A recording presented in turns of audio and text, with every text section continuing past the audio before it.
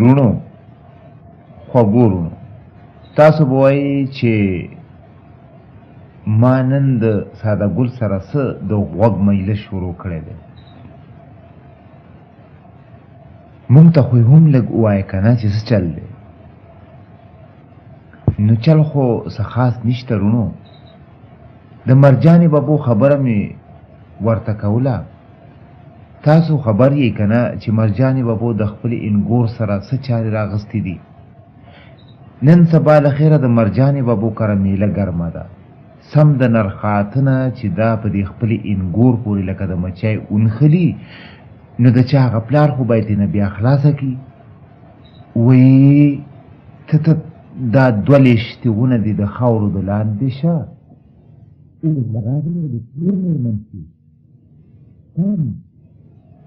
چې پس له دې نغري ته نږدې نه شي. پاسه څه پرلت تې غځولی دی. غوجل را جارو کا، څه د ګورنل لور خو نه. دا ناویتوب به دې اوس په وینو سور کړم. دومره لیاز دې ډېر و.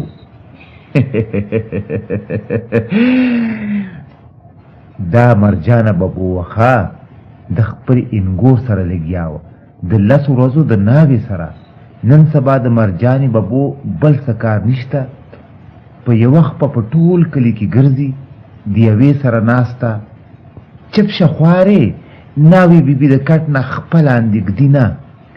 ته به وایې چې د پلار په کور ورته بس نوکران ګرځېده. نه نو د دې څه خیال دی؟ که سبا له مې په زوی باندې 2-3 نه کړه نو نوم به مې ورجانه نه وي.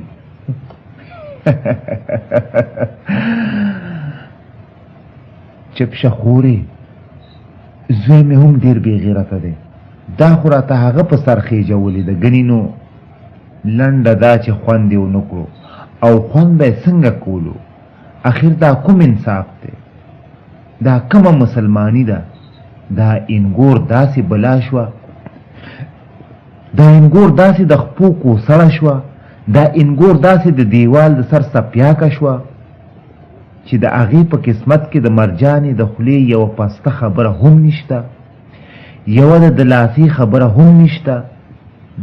دا انګین دی د خواښې څخر کره د دې دپاره راځي چې خواښې دې ورته هر وخت په خوله کې سپکونه منډي، په نس دې پیغورونه ورکوي، او کوسه په کوسه دې ګرځي، د خلکو سره دې د هغې په سر مجلسونه ګرموي. یاره څه ووایم نو؟ ښه راته یاد دي چې څه وخت مرجانې بابو زوی له واده کولو نو 2 میاشتې اګاوی د کور مالت جینکۍ راغونډې کړې، او هره شپه به یې هغه دغه دوپړه اچولې وه چې ټول کلي به ترېنه سترګه نه شوه پټولی. مرجانه بابو ډېره خوشحاله وه. د زوی په واده یې ښه ارمانونه ریجولي وو، ښه ډوډۍ ورکړې وه، ښې تماشې پې ګډې کړې وې، او ښه په زار قربان یې ناوې کور ته راوستې وه. او اوس هم هغه په زار قربان راوستې ناوې د بابو د سترګو اصغی دی. هم هغه په ارمانونو غوښتلې انګور یې هر وخت په زړه کې لکه د ازغي چوکه کېږي. ای مرجانې بابو، ای تا ته خدای د نیکو هدایت وکړه، داسې مه کوه. دا خپل کور په خپله په خپل ځان مه ورانوه. انګور دې سینې ته رانږدې که. د دشمنۍ په سترګه نه، د خواښې په سترګه ورته وګوره. دغه انګور ستا د زوی ښځه ده، نو ته ورته د زوی په سترګه وګوره که نه. اخر دا زوی به دې تر څو پورې ستا دا ناکردې زغمي؟ تر څو پورې به ستا د دې ناکردونه سترګې پټوي؟ تر څو به ستا دا شرمنګی زغمي؟ اخر به یوه ورځ خبره دې له راشي چې ښځه به د ګوتې ونیسي او په خپله مخه به ځي، او بیا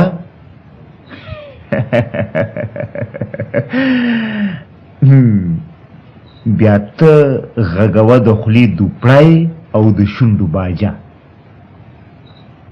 و بختورو خواښیانو، خواښې د انګور دپاره په مثال د مور وي.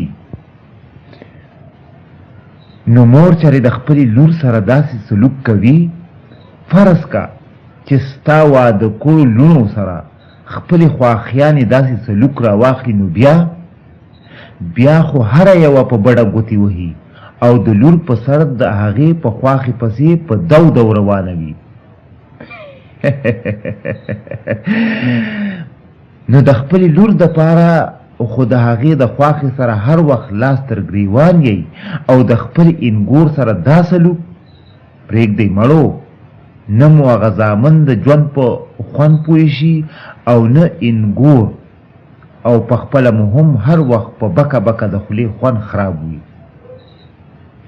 خواښیانو له پکار دي چې د حقیقت نه سترګې نه پټوي.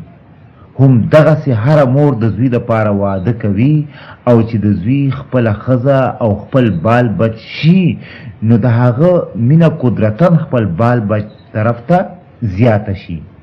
په دې د میندې خفه کېږي نه، ځکه چې دا د قدرت قانون دی او دنیا هم دغسې روانه ده. مور پلار ځانونه کړوي زامن رالویوي او چې واده ورله وکي، نو زی دغه مرغۍ بیا د خپلو وزرو شي، بس په نسه خبره پر چې والوزي. نو ای مرجانې ببو او ای بد زبانه او بد مزاجه خواښیانو ببوګانو، تاسو څه پوه شوئ؟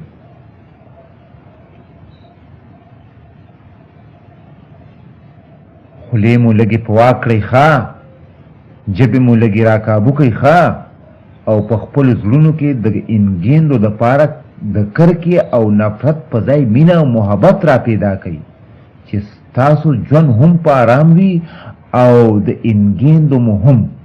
او که نه د خپل عادت نه منع نه شوئ، نو دا دنیا به مو هم خرابوي او په هغه دنیا به د دې بد کلامۍ او بد زبانۍ په وجه د ژبو نه زوړندې یئ، بیا وهئ جوټې او ټاټای.